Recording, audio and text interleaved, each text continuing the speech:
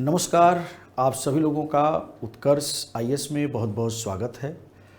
आज एक बहुत ही खास प्रकार के विषय पर ये वीडियो यूट्यूब पर जितने भी छात्र सिविल सेवा की तैयारी करते हैं और सिविल सेवा की तैयारी के क्रम में कई पड़ाव आते हैं और उस कई पड़ाव में एक पड़ाव आता है साक्षात्कार या पर्सनालिटी टेस्ट का। अमूमन अलग अलग बोर्ड में जहाँ भी मॉक इंटरव्यू लेने का मौका मिलता है, छात्रों को जिस तरीके की समस्याओं को फेस करते मैं देखता हूँ और कई बार ऐसा महसूस होता है कि अगर छात्र थोड़ी सावधानी या कुछ अपने कमज़ोर पक्ष को ठीक कर ले तो निश्चित तौर पर वो एक बेहतर स्थिति परिणाम की तरफ बढ़ सकता है। सवाल है कि व्यक्तित्व के परीक्षण का मतलब क्या है।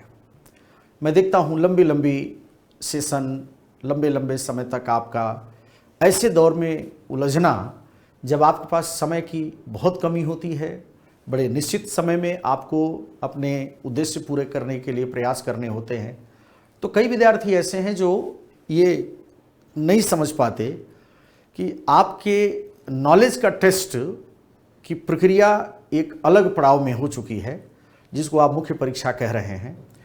अब जो बात आपको समझनी है वह है आपके व्यक्तित्व का परीक्षण। उसी को यूपीएससी पर्सनालिटी टेस्ट या व्यक्तित्व परीक्षण या सामान्य तौर पर हम लोग उसे इंटरव्यू कह देते हैं, साक्षात्कार। तो मैं उस पर ज़्यादा समय नहीं लूँगा क्योंकि वो साइकोलॉजी, मनोविज्ञान और तमाम तरह के विषय में एक उलझी हुई कहानी है कि साक्षात्कार की ज़रूरत क्या होती है, साक्षात्कार की प्रक्रिया ऐसी क्यों बनाई गई। That is another kind of things और वो एक इतिहास के अलग पहलू हैं जिसको कि कभी समय मिलेगा तो मैं आपसे डिस्कस करूँगा। आज इस बात की ज़रूरत है कि कम से कम अगर शब्दों में व्यक्तित्व परीक्षण की बात किया जाए तो मैं आपको बहुत सहजता से बता दूं और इस बात को आपको अपने दिमाग में 24 घंटा जब जब आप यूपीएससी के इंटरव्यू के बारे में सोचें, जब भी आपका चिंतन, आपका मनन उस दिशा में बढ़ता है तो ज़रूर ये लाइन अपने दिमाग में बैठाइए कि व्यक्ति के व्यक्तित्व की विशिष्टताओं का पता लगाने के लिए जो भी प्रश्नावली, जो भी प्रश्न या जो भी परिस्थिति एक मानक के रूप में किसी व्यक्ति के समक्ष रखा जाए और उस पर आधारित जब कोई प्रश्न पूछा जाए तो ऐसी प्रक्रिया को हम लोग पर्सनालिटी टेस्ट या व्यक्तित्व परीक्षण कहते हैं। तो सीधी सीधी बात हुई कि व्यक्ति के व्यक्तित्व की विशेषताओं का पता लगाने के लिए जो रची गई प्रश्नावली या कोई मानक युक्ति ही वास्तव में व्यक्तित्व परीक्षण का आधार बनती है। कुछ यही सिद्धांत, कुछ इसी विचार पर संघ लोक सेवा आयोग भी आपसे हर वर्ष जब अपने मुख्य परीक्षा का आयोजन संपन्न कर लेता है और परिणाम की घोषणा करता है कि हमने मुख्य परीक्षा के दौरान इतने छात्रों को सफल अभ्यर्थी घोषित किया है और इनका हम पर्सनालिटी टेस्ट या व्यक्तित्व परीक्षण करेंगे, तो ऐसे स्थिति में एक लंबी भीड़ जो प्रारंभिक परीक्षा के समय की रहती है वो इस अवस्था में छंटते छंटते आ जाती है कि वो कहीं 1800-2000 के बीच में सिमट जाते हैं लोग। और अमूमन जब आप देखेंगे कि फॉर्म जब आता है तो फॉर्म फिलअप करते समय 7 लाख, 8 लाख इस तरह की संख्या विद्यार्थियों की हो जाती है। लेकिन वही जब प्रारंभिक परीक्षा का रिजल्ट आता है, फिर मुख्य परीक्षा का रिजल्ट आता है, तो आप देखेंगे कि वो संख्या लगातार इतने डिजिट की हो जाती है कि कई बार आपको देख करके ये लगता है कि इस भीड़ का यही वो क्रीम है। लेकिन ये उनके लिए सुखद पक्ष होता है जो यह देखते हैं कि चलो पीटी में से मैं निकल गया, फिर मेंस में से निकल गया। लेकिन वास्तव में जो रियल कैंडिडेट है, जो वास्तविक अभ्यर्थी है, अगर आप उसकी पीड़ा को देखेंगे तो अभी उसकी लड़ाई बाकी है, क्योंकि जब तक वो व्यक्तित्व परीक्षण या इंटरव्यू के उस अवस्था को पार नहीं करेगा तब तक उसे यूपीएससी सफल कैंडिडेट नहीं मानेगा। और परंपरा कुछ ऐसी है कि चाहे आप पीटी में क्वालिफाई करने से रह गए हों, मेंस में आप रह गए हों या इंटरव्यू में रह गए हों, भले समाज के नज़रिए में यह व्यक्ति मेंस क्वालिफाई किया था, इंटरव्यू क्वालिफाई किया था, लेकिन सामान्य तौर पर तो आप जानते हैं संघ लोक सेवा आयोग की नज़र में सभी व्यक्ति एक बराबर हो जाते हैं जब कोई छात्र इंटरव्यू क्वालिफाई नहीं कर पाता है। अब सवाल यहाँ पर यह है कि जब आप इंटरव्यू क्वालिफाई करने जाएं की बात करें या इंटरव्यू को क्लियर करने का विचार आपके मन में आए, तो स्वभावगत रूप से आपको क्या सोचना चाहिए या किस तरीके की कोशिश में आपको अपनी ऊर्जा लगानी चाहिए। प्रथम दृष्टया तो मैंने आपको बता दिया कि व्यक्तित्व के परीक्षण की बात इंटरव्यू में की जाती है, लेकिन सवाल यह है कि किसी व्यक्ति के व्यक्तित्व में आखिर वो कौन कौन सी विशेषताएं होती हैं या कौन कौन सी विशेषताएं संघ लोक सेवा आयोग जरूरी मानता है, जिसके आधार पर उसे भरोसा हो जाता है कि विषय की समझ या तमाम प्रकार के जो मुख्य परीक्षा के पेपर थे उसमें इस व्यक्ति ने अपनी योग्यता, अपनी एकेडमिक दक्षता, जो कुछ भी था उसका उसने प्रदर्शन कर लिया है। लेकिन इतनी योग्यता के बाद भी क्या व्यक्तित्व में अभी भी कोई दोष है? क्या व्यक्तित्व में ऐसा अभी भी कोई बहुत बड़ा फॉल्ट है जिस फॉल्ट से इस व्यक्ति को अगर हम कोई बड़ा दायित्व देते हैं या कोई बड़ी जिम्मेदारी देते हैं तो राष्ट्र के लिए यह अच्छा न होकर के नुकसान की स्थिति पैदा करेगा? जब इस तरह के विभाजन रेखा को निर्धारित करते हुए आपकी दक्षता, आपके व्यक्तित्व की विशेषताओं का जब जांच होता है, उसकी परख की जाती है, कुछ यही कार्य संघ लोक सेवा आयोग जब करता है तो हम लोग उसे व्यक्तित्व परीक्षण, पर्सनालिटी टेस्ट या इंटरव्यू कहते हैं। अब सवाल है कि एक सहज मैं आपको समझ दे दूं कि इंटरव्यू जब, जैसे इसी साल का जब हम इंटरव्यू की बात कर रहे हैं, तो उस इंटरव्यू के अंतर्गत अगर हम मुख्य विषय की बात करें तो आपको अच्छी तरह से पता है कि पिछले साल 24 मार्च 2021 को ये विज्ञापन आया था और उसमें 712 विद्यार्थियों को ये कहा गया कि आपको इस सफलता में या इस सीट के आधार पर हम आपको इनवाइट करते हैं, आप परीक्षा में पार्टिसिपेट करिए। तो सामान्य तौर पर देखा जाए तो मैं सहज रूप से बात करूं तो सामान्यतः सीट संख्या कितनी है, तो अगर बिना किसी संशय के आपके दिमाग में बात हो तो सीट संख्या 712 है। और इस 712 सीट संख्या के लिए अगर आप ध्यान रख पाएं तो संघ लोक सेवा आयोग ने जो अपने परिणाम घोषित किया है वह मेंस क्वालिफाई करने वालों का वह 1823 के आसपास जो छात्र हैं उनको मेंस क्वालिफाई किया हुआ माना गया, या यूं कहें कि वो 712 की तरफ लास्ट स्टेज के लिए बढ़ रहे हैं। अगर मैं उसको थोड़ा कैटेगराइज कर दूं तो इस 712 में भी सहजतापूर्वक तरीके से आप समझ लीजिए कि लगभग 180 लोगों को आईएएस बनाया जाएगा इंडियन एडमिनिस्ट्रेटिव सर्विस की तरफ। इसी तरह से अगर आप ध्यान देंगे तो लगभग 37 लोग आईएफएस के लिए, 37 आईएफएस के लिए, फॉरेन सर्विस के लिए। इसी तरह से लगभग 200 लोग आईपीएस के लिए।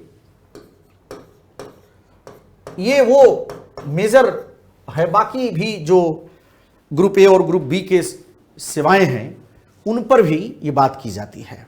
लेकिन सवाल ये है कि जिन लोगों ने मुख्य परीक्षा पास कर लिया है और इंटरव्यू में वो जाएंगे तो इसका मतलब ये हुआ कि ये 1823 जो लोग हैं उन लोगों ने अपनी पूरी ताकत लगा दिया। और आप जानते हैं वो ताकत आपका 1750 नंबर का है, क्योंकि मेंस के लिए या मुख्य परीक्षा का जो अंक है वो यही है। तो मुख्य परीक्षा का जो खेल था 1750 नंबर का, वो खेल हो चुका है। अब सवाल ये है कि 712 के लिए जो लड़ाई रह गई है, अब वो छात्र इस लड़ाई के अंतिम सोपान में सफलता की सूची में पहुंचेंगे जो 275 नंबर में अधिक से अधिक अंक प्राप्त करने में सफल होंगे। तो आज का जो आपका ये वीडियो है ये इसी पर आधारित है कि कैसे आप 275 नंबर में अधिक से अधिक अंक प्राप्त करेंगे। आप जानते हैं मेंस का एग्जाम जब हो जाता है तो एक फॉर्म आता है जिसको बहुत लोकप्रियता से आपने सुना होगा, DAF कहते हैं। कई बार सुनेंगे छात्र जो परीक्षा की तैयारी करने वाले हैं उन्होंने फॉर्म फिलअप किया DAF, ठीक। और ये जो शब्दावली है DAF की जो बार बार समझनी होती है, तो इसको बहुत ज़्यादा आपको परेशान नहीं होना है। जो लोग कई बार ये वीडियो जो नए छात्र हैं वो सुन रहे हों अगर, तो इसका सीधा मतलब यह है डिटेल्ड एप्लीकेशन फॉर्म, जो आपके बारे में बहुत स्पेसिफिक इंफॉर्मेशन के रूप में ली जाती है, यह प्रक्रिया है। और जिन छात्रों ने इस साल मेंस का एग्जाम क्वालिफाई किया, इसके बाद उनको DAF फॉर्म फिलअप करने के लिए जब कहा गया तो उन लोगों ने 5 अप्रैल 2022 को अपना फॉर्म फिलअप कर लिया है, ठीक। तो 5 अप्रैल 2022 को ये फॉर्म फिलअप हो चुका है। तो इसका मतलब है कि जो लोग मेंस क्वालिफाई कर चुके हैं उन्होंने अपने फॉर्म फिलअप कर दिया है, ठीक। और डेट वैसे तो फॉर्म फिलअप करने का 17 मार्च तक था, ठीक है। जो डेट है वो कब का है, मैं एग्जैक्टली डेट लिख देता हूं, वो डेट 17 मार्च, ठीक है, 2022 ये डेट था। जो फॉर्म फिलअप किए, बाकी जो प्रक्रिया है सारा ले दे करके फाइनली 5 अप्रैल 2022 से आपका इंटरव्यू प्रारंभ होना है, ठीक है। जो डेट स्पेसिफिकली है वो इस साक्षात्कार की अगर हम लोग बात करें तो 5 अप्रैल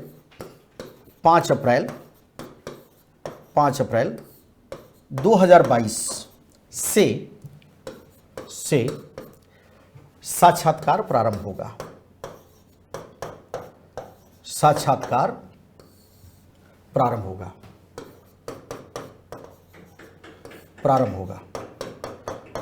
तो कहने का मतलब यह हुआ कि अब जो ये संघर्ष आपका है या आपकी जो दक्षता और आपकी योग्यता है, असल में अब इसी एक अवस्था की रह गई है।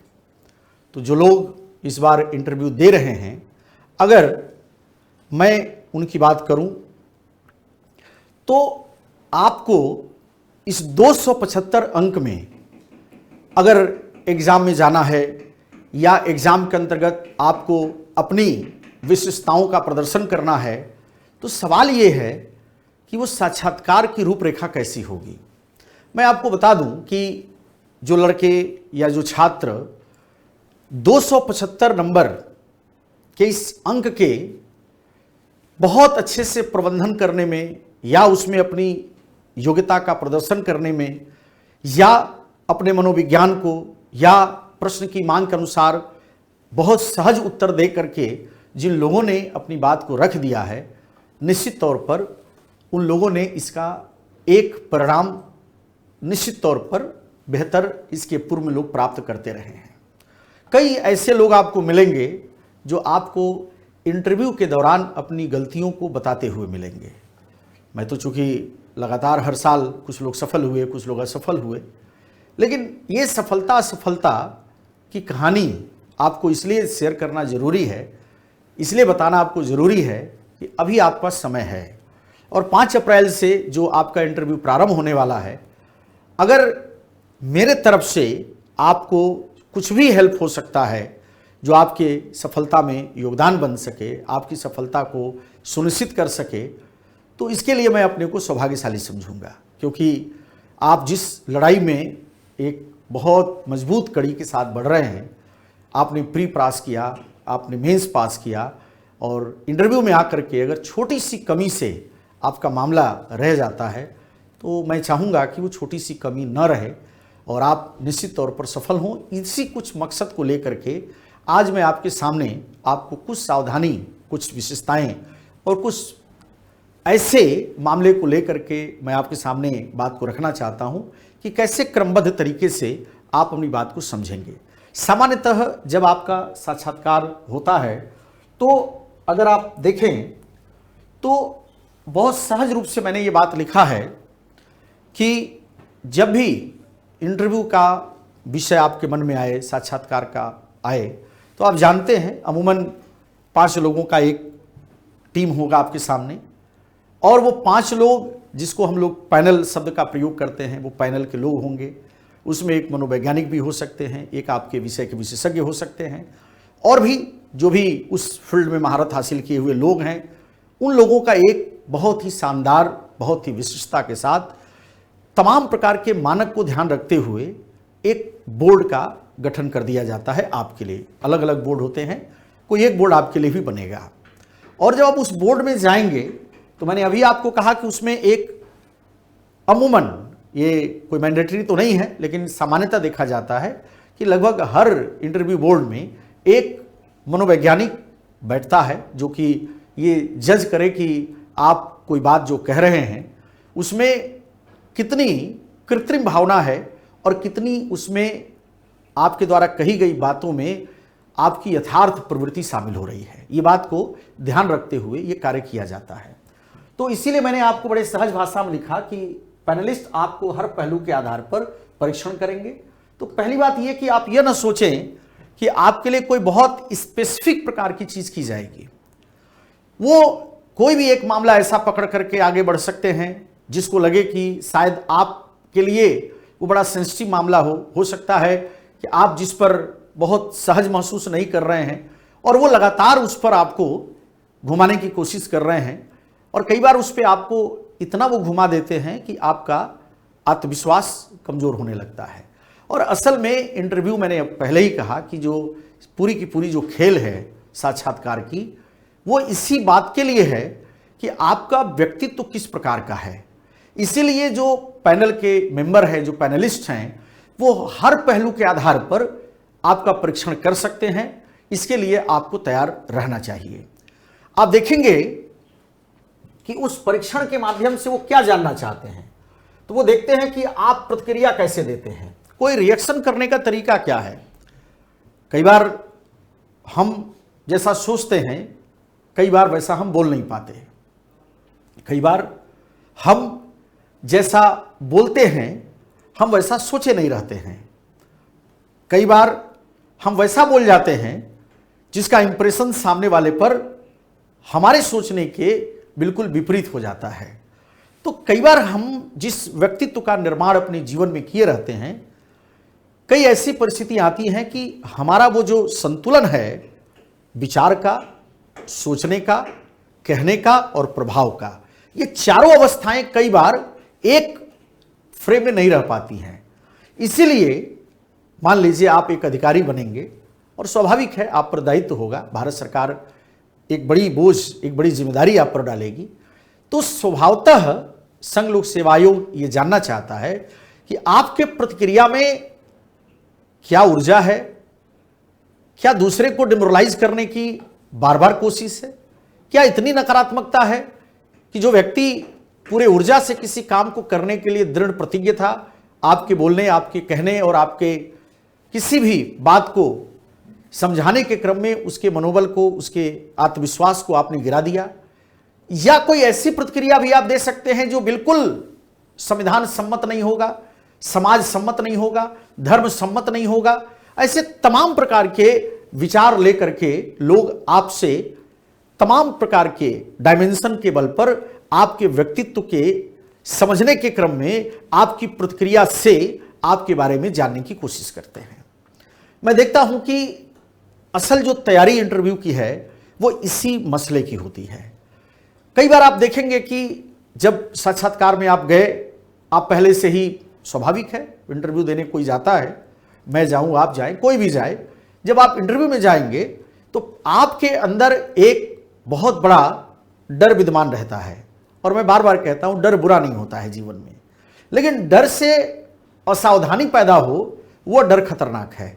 डर से आप अलर्ट रहें, आप सावधान रहें, आपके आत्मविश्वास में कमी नहीं आए, बल्कि आप अपने को एकदम उस लेवल पर मेंटेन रखें कि हम कोई गलती नहीं करेंगे, और चलो कोई गलती हो भी जाएगी तो अगले क्षण हम उसको सुधार कर, अगर हमारे बारे में कोई ओपिनियन गलत बनेगी तो अगले प्रश्न के उत्तर के माध्यम से हम उस ओपिनियन को, उस विचार को बदलने की भी क्षमता रखते हैं।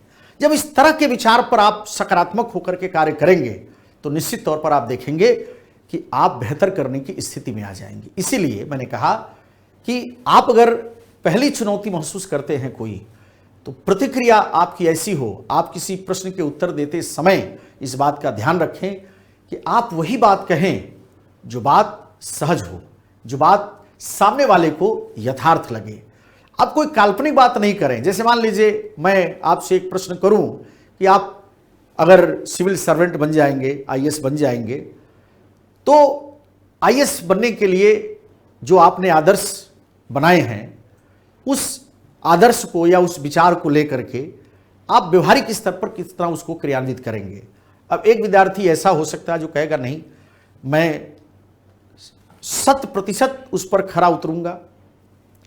एक बात हो गई, लगा बात तो सही कह रहा है व्यक्ति, लेकिन थोड़ा सा यह व्यक्ति अव्यवहारिक है, आदर्शवादी है। और आप जानते हैं प्रशासन में आदर्श तो हैं, लेकिन आदर्श की उच्चतम स्थिति की कल्पना करके प्रशासन का व्यवहारिक क्रियान्वयन नहीं हो सकता है। वहीं पर एक व्यक्ति ये कहता है कि जो मेरे संकल्प हैं, जो मेरे विचार हैं, मैं उसको पूरी कोशिश करूंगा कि मैं उससे व्यवहार में लागू करूं, व्यवहार में उसका स्वयं पालन करूं, और मेरे पास जो संसाधन व्यवस्था और अनुकूलता बनेगी उसके अनुसार अधिकतम उसको मैं व्यवहारिक बनाने की कोशिश करूंगा।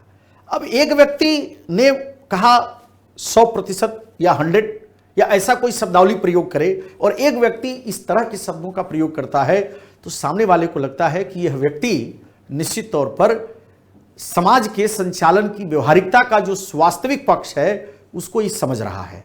इसीलिए मैंने आपको कहा कि प्रतिक्रिया आपके उत्तर से, क्योंकि अब आपके नॉलेज का टेस्ट नहीं रह गया है।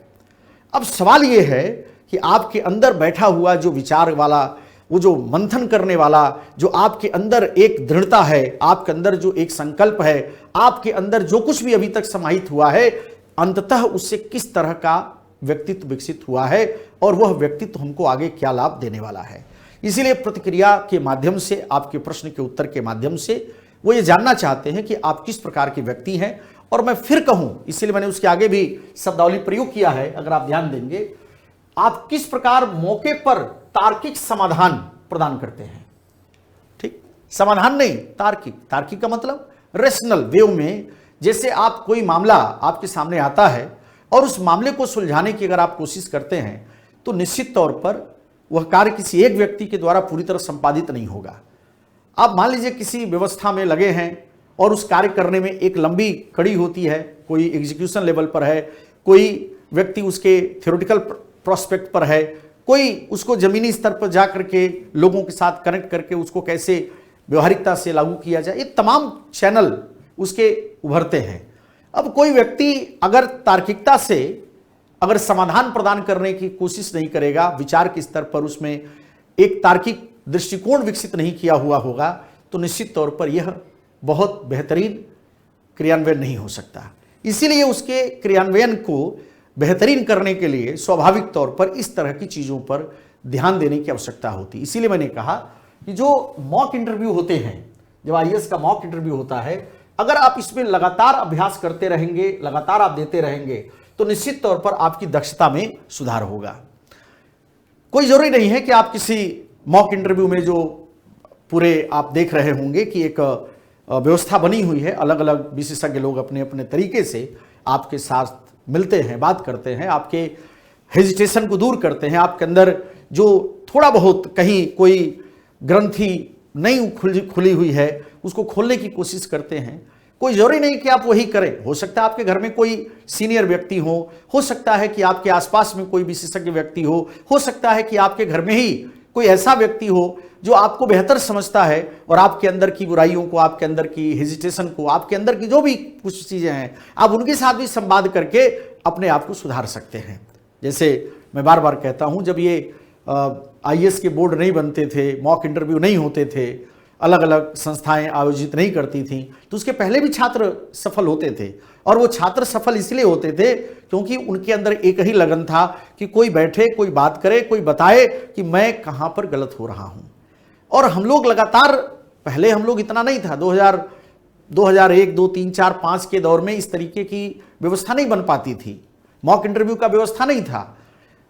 पीटी पास किया, लड़के के साथ हम लोग लग गए, मेंस भाई क्या क्या कमी है, सुधारो इसको, देखो कैसे है। मेंस पास कर लिया तो संडे को बैठ करके या किसी खास दिन बैठ करके हम लोग बात करते, प्रश्न करते, उनसे पूछते, जांचते, फिर बैठ करके करेक्शन करते कि हाँ ऐसे ऐसे करना, और बच्चे आसानी से सफल हो जाते थे। फिर बाद में एक व्यवस्था आई मॉक इंटरव्यू का। उस मॉक इंटरव्यू में पूरी कोशिश की गई कि छात्र को ये बात समझ में आए कि कैसे हमको अपनी बात रखनी है। फिर उनके साथ हम लोग संवाद करते हैं, फिर उनकी बातों को सुलझाने की कोशिश करते हैं, फिर उनको बताते हैं कि भाई आपको ऐसे नहीं ऐसे बोलना था, और इससे कई बार छात्र को बहुत फायदा होता है।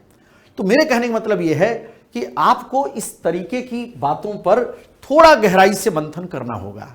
अगर आप गहराई से मंथन करेंगे, थोड़ा सा समझने की कोशिश करेंगे, तो मैंने पहले भी आपको कहा कि ये सारा मंथन, सारी गुणवत्ता 275 नंबर में जो आपकी स्थिति है उसको बेहतर कर सकता है। और आपको अच्छी तरह से पता है एक एक नंबर आपके इस भविष्य को उज्जवल बनाने में बहुत कारगर साबित होता है। इसलिए इस क्षण के एक एक सुधार आपके लिए माइलस्टोन बनते हैं, आपको आगे के रास्ते सहज बनाते हैं, आपको सफलता को सुनिश्चित करने में मददगार होते हैं। तो मेरे कहने का मतलब हुआ कि ये सारी चीजें आपको ध्यान रखनी है। इसके अलावा जो सामान्यतया जो प्रश्न हैं, अगर आपको लगे दिमाग में कि क्या प्रश्न पूछे जाते हैं, तो इसीलिए हमने कहा कि सामान्यतया प्रश्न निम्नलिखित पर आधारित हो सकते हैं। पहला, जैसे आप इंटरव्यू बोर्ड में जाएंगे तो आपसे प्रश्न होता है आप अपने बारे में बताएं, आप अपने बारे में बताएं। अब जब आपको अपने बारे में बताने के लिए कहा जाता है तो उसमें कहा जाता है भाई नाम मत बताइए, जाति धर्म ये सबको थोड़ा सा अवॉइड करिए, जिससे बोर्ड का मेंबर कोई उस माइंडसेट से कोई बात आपसे न करे जिससे कि आपको कोई नुकसान हो या कोई इस तरह की बात हो। लेकिन जहां तक रही बात, जब अपने बारे में आपको बताने के लिए कहा जाता है तो निश्चित तौर पर ये एक बड़ा ही अपने जीवन को बड़ा ही रोमांच के साथ, मैं बहुत स्पष्टता से आपको कह दूं, उस दिन आपको एहसास होता है कि हमने जो जीवन में अचीवमेंट लिया है, आज कोई ऐसा तो है जो खुल करके मुझसे कह रहा है कि आप अपने बारे में बताइए। और जब आप वहां पर बता रहे होते हैं तो उस दिन आपको आपकी जो कमियां हैं, जो आपकी अच्छाई है, जो कुछ भी सारी बातें हैं, एक साथ आपके दिमाग में आता है और आपके मन में बात आती है कि आज मेरे पास जो कुछ भी अच्छा होगा हम वो सब बताएंगे। लेकिन आपको नहीं पता होता है, जैसे जैसे आप अपने बारे में इंट्रोड्यूस करते चले जाते हैं, अपने बारे में आप बताते चले जाते हैं, जो बोर्ड के मेंबर हैं वो आपके साथ धीरे धीरे प्रश्न का ताना बाना बुनना शुरू कर देते हैं। आपने जैसे ही कहा कि मैं गोरखपुर का रहने वाला हूं, ठीक, या आपका शहर गोरखपुर है, तो आप समझ सकते हैं कि गोरखपुर आते ही आपसे बोर्ड का मेंबर गोरखपुर के पूरे इतिहास, भूगोल, जो भी उसके मन में आता है, कोई भी बात कहीं से भी वो उठा सकता है। गोरखपुर का नाम गोरखपुर क्यों पड़ा, तो गोरखनाथ पीठ के कारण पड़ा, या जो भी, मान लीजिए आप जयपुर के रहने वाले हैं तो जयपुर का नाम जयपुर क्यों पड़ा, जयपुर का इतिहास, भूगोल जो भी है वो वहां से जुड़े, और करंट में कोई बात हुई है। मतलब एक तरह से देखा जाए तो यहां पर प्रश्नों की एक झड़ी शुरू हो गई आपकी। इसका मतलब क्या हुआ कि आप अपने जो भी रिज्यूम, बायोडाटा या जो भी आप कहते हैं उसको, जो डीएफ में आपने बना रखा है, जो कह रखा है, आपकी एक अच्छी समझ उस पर होनी चाहिए। जिन बातों को आपके मुंह से निकलना है, अगर उस पर कोई काउंटर बात की जाए, कोई रोके, कोई आपसे पूछे, कुछ बात करे, तो आपके अंदर इतनी दक्षता, इतनी क्षमता होनी चाहिए कि आप इन प्रश्नों का एक, फिर वही बात कि आपको बहुत ही तार्किक तरीके से, सहजता से सामने वाले को कन्विंस करते हुए अपनी बात को कहने में बिल्कुल सहज अवस्था को प्रदर्शित करना होता है। तो ये जानना आपके बारे में चाहते हैं, लेकिन असल में वो आपके बारे में जानने के साथ साथ आप जो बोल रहे हैं उसके बारे में आप क्या जानते हैं, असल में उनका उन प्रश्नों के माध्यम से आपको जानना होता है। आप अलर्ट कितने थे, आपके पास में घटनाएं जो घटी उनके प्रति आपकी क्या सोच है, क्या समझिए, तमाम तरह की बातें इसमें पूछी जाती हैं। फिर किसी भी अन्य साक्षात्कार की तरह जैसे अन्य जगह होता है, वे आपसे अपने बारे में कुछ बताने के लिए कहेंगे, बताइए कुछ अपने बारे में, आपकी पृष्ठभूमि के बारे में बातें कर सकते हैं। और स्वाभाविक है जो पैनल के सदस्य हैं उनको आपके बारे में कुछ अतिरिक्त जानने का मन करने लगता है। आप जब ये कहा जाता है तो आपने देखा होगा कई बार इस तरह के प्रश्न पूछे जाते हैं बोर्ड मेंबर के द्वारा कि अच्छा आप अपनी 5 अच्छाइयां बताइए, 5 अपनी बुराइयां बताइए। इस तरह के प्रश्न यहां पर आते हैं। तो ये सब काम आपको पहले से करके रखना है। अगर कोई बुराई आपसे पूछी जा रही है तो ऐसी बुराई ना बताइए जो आपके लिए नुकसानदायक हो, ऐसी अच्छाई मत बताइए जो आदर्श हो और सामने वाला व्यक्ति उसको मानने को तैयार नहीं हो। जैसे कोई कहे कि आप अपनी अच्छाई बताइए तो आप कह दें कि मैं जीवन में कभी झूठ नहीं बोलता। अब बात तो ये सही है, लेकिन जीवन के पड़ाव इतने आते हैं, इतने अच्छे बुरे अनुभव आते हैं, ऐसी परिस्थितियां आती हैं कि कोई ये कहे कि मैंने अपने जीवन में कभी झूठ बोला ही नहीं या मैं झूठ बोलता नहीं हूं। अब ये बात जैसे आपने कहा एक झटके में आपके ऊपर जो बोर्ड के मेंबर उनकी भौं तन गई। अब लगे आपको घुमाने, अच्छा ये बताइए वो, तब उनका दिमाग चल रहा है कि मैं इसको जज करूं कि कब ये झूठ बोला होगा। ठीक, अच्छा आप डायरी लिखते हैं या आपने कह दिया कि भाई मेरी हॉबी है डायरी लिखने की, आपने डायरी लिखने की बात कही। अब उसमें आपको कहा जाएगा कि भाई अपनी पर्सनल बातें आप लिखते हैं, ऐसा लिखते हैं, मतलब वो उस मुद्दे के आसपास। इसीलिए ये जो पूरा का पूरा इंटरव्यू का कार्यक्रम है उसमें अधिकांश जो चुनौतियां पैदा हो जाती हैं, एक तो वो स्वयं चुनौतियां पैदा करना चाहते हैं कि छात्र ये माने कि हां इस तरह की परिस्थिति हमारे सामने खड़ी हुई, लेकिन उसमें कई बार मैं देखता हूं कि छात्र स्वयं जिम्मेदार होता है।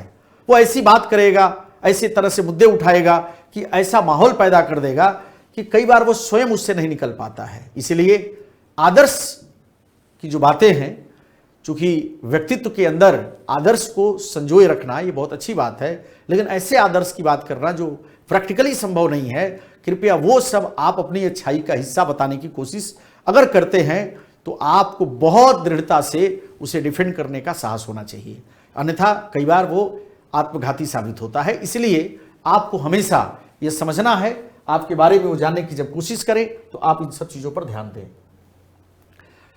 आपकी शिक्षा, अमूमन एजुकेशन को लेकर के दिमाग रहता ही है, इतना तो सबको पता है कि आप ग्रेजुएट हैं तभी आपने फॉर्म फिलअप किया, लेकिन इसके अलावा भी वो आपकी स्कूली शिक्षा, स्नातक कहां से किया, जैसे प्रश्न आपसे पूछेंगे, सिविल सेवाओं के लिए कैसे प्रासंगिक हैं, आप अपने वैकल्पिक विषय क्या चुना है, ये तमाम तरह की बातें आपके प्रश्न के रूप में होगा। मैं अभी वैकल्पिक विषय अगर आपका इतिहास है तो उस इतिहास पर भी मैं अलग से बात करूंगा इसी वीडियो में, इसलिए आप बने रहेंगे और लास्ट तक आप वीडियो में बहुत सारे पक्ष हैं जो इस इंटरव्यू से संबंधित बातों की मैं चर्चा करूंगा। तो एक तो ये हो गया आपकी शिक्षा। अब आपकी जो शिक्षा है, आपका जो एकेडमिक बैकग्राउंड है, आपको उस पर भी एक अच्छी समझ रखनी पड़ेगी, उससे आपके प्रश्नों का निर्माण होता है।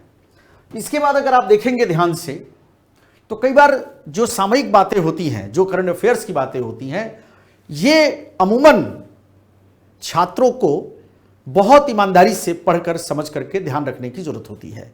मैं आपको बता दूं कि अमूमन जो प्रतिदिन, जैसे जिस दिन आप गए और अगर आप उस दिन जो कुछ भी प्रमुख घटना घटी है, प्रमुख घटना, उस प्रमुख घटना को कुछ इस तरह से समझने की कोशिश करिए कि अगर उस पर कोई बहुत गहराई तक बात की जाए तो आप उस मामले की गहराई तक उसकी पड़ताल करने की स्थिति में रहें, क्योंकि इंटरव्यू बोर्ड का व्यक्ति ये मान रहा है कि आपने पीटी क्वालिफाई किया है, आपने मेंस क्वालिफाई किया है, तो निश्चित तौर पर आप अगर किसी मुद्दे पर अपनी राय रखेंगे, कोई बात कहेंगे, तो निश्चित रूप से वह बात गंभीर होगी, बहुत व्यवस्थित होगी, तार्किक होगी और प्रासंगिक होने के साथ साथ उपयोगी भी होगी।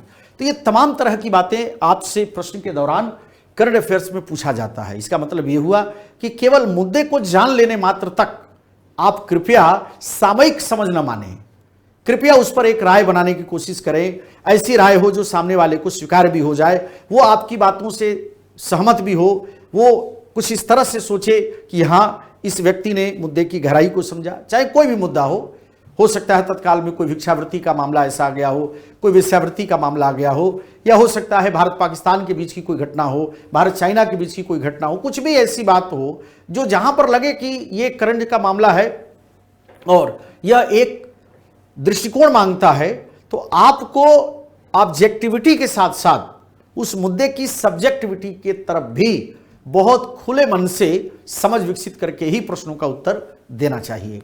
क्योंकि सामने वाले जो लोग हैं उनके मन में आपका जो प्रभाव है, जो कन्विंस करने की क्षमता है, वो इन्हीं मुद्दों के आधार पर प्रभाव पैदा करती है और वो सहज रूप से आपकी बात को मान भी लेते हैं। तो कहने मतलब ये हुआ कि ये भी आपके लिए जरूरी है, इसलिए मैंने लिखा अपने आप को करंट अफेयर से अपडेट रखें।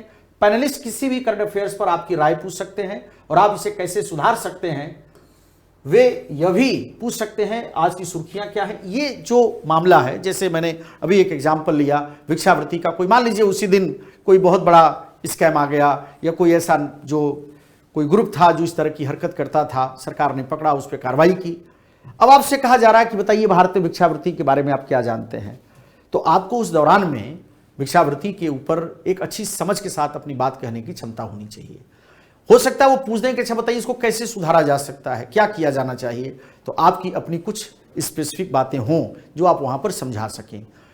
हो सकता है ना कुछ पूछे उठा करके सीधा कह दें कि बताइए आज की सुर्खियां क्या हैं, तो आपको याद होना चाहिए कि आज के हेडलाइंस की जो सबसे बड़ी खबर है वो 1, 2, 3, 4 में ये बातें शामिल हैं। फिर उसमें से कोई आपसे वो पूछेंगे, फिर आपसे ये भी पूछ सकते हैं कि ये सुर्खियों में है तो सबसे टॉप प्रायोरिटी पर आपने इसको क्यों माना, तो आपको इसका भी जवाब देना होगा।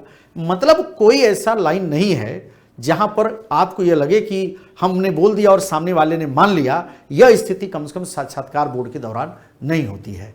तो मुझे भरोसा हो गया कि आप इन मुद्दों तक भी पहुंचने की कोशिश में लगे होंगे। अगर नहीं लगे हैं तो निवेदन है आप कृपया उस लेवल तक जाने की कोशिश जरूर करिए। इसके बाद आप देखेंगे कि एक बड़ा शानदार सा प्रश्न होता है आपकी हॉबी के बारे में। हॉबी क्या? अब हॉबी आप समझ सकते हैं कि हर व्यक्ति की अपनी अलग अलग है और अमूमन हॉबी जो होती है वो मैं प्राकृतिक तो नहीं कह सकता, लेकिन हाँ जरूर है कि वो कहीं ना कहीं उस व्यक्ति के मन और उसके चिंतन, उसके विचार, कई प्रकार के प्रभावों का परिणाम होता है। जैसे मैं हूं, मेरा अपना एक अलग हॉबी होगा, आप हैं, आपकी अपनी एक हॉबी होगी, किसी का किताब पढ़ना हॉबी है, किसी का हो सकता है गाना सुनना हॉबी हो। किताब पढ़ने में भी कई लोगों को ऐसे ऐसे रहस्यमयी किताबों को पढ़ने का विचार होता है, कई दार्शनिक किताबों को पढ़ते हैं, कई उपन्यास के रास्ते पर जाते हैं। कई ऐसे लोग हैं जो उस तरह की किताबों की तरफ बढ़ते हैं जो थोड़ा प्रेरणा हो, मोटिवेशन करने वाले हों, मोटिवेट करने वाले हों। तो आपको यहाँ पे जब हॉबी की बात आती है तो हॉबी में जब भी आपने जो भी भरा होगा, चाहे संगीत का मामला हो, ठीक, संगीत का, मान लीजिए आपने खेलकूद कोई ऐसा रखा, ठीक, खेलकूद का मामला हो, चाहे आप पढ़ना जो भी पुस्तक है या जो भी आपको समझ में आता है उसके बारे में बात करें।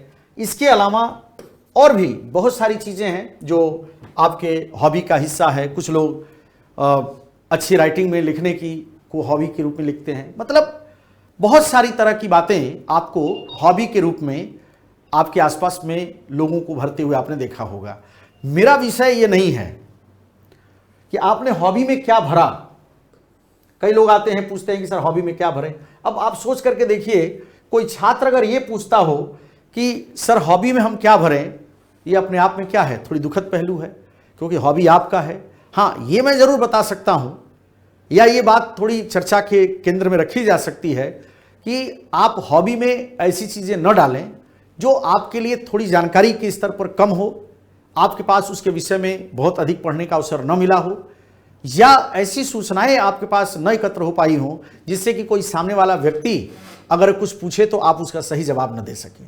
हाँ, ये जरूर मैं कहता हूं कि भाई आप ऐसे कोई दुर्लभ प्रकार के कार्य मत बताइए जो आपकी रुचि का विषय है और आपने उसको लिख दिया और पता चला कि उस पर कोई व्यक्ति ऐसा है जिसको बहुत जानकारी है और आप उस समय उसके साथ मैच नहीं कर पाए, आप उसके साथ अपनी बात को बहुत जस्टिफाइड फ्रेम में नहीं कह पाए, तो सामने वाले क्यों लगता है इसकी रुचि है और ये नहीं समझ पा रहा इस चीज को। कोई कहता है सिनेमा देखना मुझे अच्छा लगता है। अब वहां पर सवाल ये है कि भाई पहली सिनेमा, बोलती सिनेमा कब बनी, फिर दादा साहब फाल्के पुरस्कार की बात क्यों की जाती है, भारत में सिनेमा में किस प्रकार के जो तमाम सारी चीजें, उद्योग के स्तर पर कितने पैसे का कारोबार उसमें होता है, किस किस प्रकार की फिल्में भारत में बनती हैं, एडल्ट मूवी के लिए जिस तरह के सर्टिफिकेट हैं उसके क्या क्राइटेरिया रखे गए हैं। आप जो अभी वर्तमान में कश्मीर फाइल्स देख रहे हैं पिक्चर, या आपने देखा होगा या नहीं देखा है तो उसके बारे में जो आपने सुना है, आप बताइए कि उसके साथ जुड़े हुए जो डिस्प्यूट हैं वो क्या हैं। क्या इस तरह के पिक्चर को जहां पर इतनी नृशंस प्रकार की घटनाएं घटती हैं, क्या उसको सार्वजनिक करने से समाज में वर्ग विशेष में, धर्म विशेष में, जाति विशेष में क्या नफरत बढ़ती है, क्या ये उचित कदम है या आप इसको अनुचित मानते हैं। अब आपके ऊपर प्रश्नों की झड़ी लग गई। तो आपको जब कोई रुचि का विषय आप बताते हैं तो कृपया उस पर आपकी एक अच्छी समझ रहे। आप यह ना लगे कि आपने कोई बात ऐसी कह दी जो बिल्कुल हवा हवाई था। हवा हवाई नहीं होना चाहिए, ये आपके पूरे अनुसंधान का विषय होना चाहिए, उस पर आपकी एक अच्छी समझ होनी चाहिए। कई बार आप देखेंगे कि जैसे किसी को कह दिया भाई मुझे गाना सुनना अच्छा लगता है, अब वो पूछ देते हैं कि गाना सुनना, किस प्रकार का गाना सुनना आपको अच्छा लगता है। अब आप बताएंगे कि ऐसा गाना मुझे पसंद आता है। अब वो कहेंगे अच्छा एक ठीक है, इस तरह के गाने सुना दीजिए आप हमको। अब मान लीजिए आपने कहा कि भाई ठीक है, आप इस तरह के गाने आपको अच्छे लगते हैं। अब उस गाने के शब्द पकड़ करके आपसे चर्चा करेंगे कि शब्द का मतलब क्या है, या इस तरह की। मुझे याद है एक विद्यार्थी था, उसने जा करके जब उन्होंने कहा कि भाई आपको गाना अच्छा लगता है ऐसे करके है। अब सोचिए बोर्ड का मेंबर, उस साल एक गाना बड़ा फेमस हुआ था, सरारा सरारा मैं हूं एक सरारा। अब उन्होंने पूछा बताओ इस गाने में सरारा शब्द का क्या मतलब। आप दिन भर गाने सुनते होंगे, आपको गाना अच्छा लगता है, गाने में आपकी रुचि है। अब पता चला कि वह व्यक्ति सरारा शब्द पे उलझा दिया, बहुत ज्यादा खींचा नहीं बात को, लेकिन एहसास तो करा दिया कि गाना सुनते थे आप और शब्द के प्रयोग से जो उसका एग्जैक्ट मीनिंग था वो आपको नहीं पता था। तो कई बार आप देखेंगे कि आपको लगेगा कि रुचि का विषय है, लेकिन फिर भी उस पर प्रश्न ऐसे बनते हैं जिसका कई बार आप उत्तर नहीं दे पाते हैं। क्रिकेट पर सामान्यतः बड़े डीप में क्वेश्चन पूछे जाते हैं, खूब उलझाए जाते हैं, और भी तमाम तरह के। तो जो भी आपके हॉबी हों, इसीलिए मैंने कहा वे आपके द्वारा भरे गए फॉर्म में हॉबी से संबंधित प्रश्न भी पूछ सकते हैं।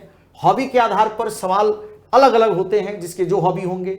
अगर आपने अपना कोई रुचि खेलकूद से संबंधित लिखा है तो वे उस खेल में प्रसिद्ध व्यक्तित्व या नवीनतम परिणामों के बारे में प्रश्न पूछ सकते हैं। कई उम्मीदवारों को गाने के लिए भी कहा जा सकता है। इस तरह की चीजें अगर आप देखेंगे तो आपके उस बोर्ड मेंबर में, उस दौरान में वो लोग रुचि के साथ आपसे संवाद करते हैं, आपसे पूछते हैं।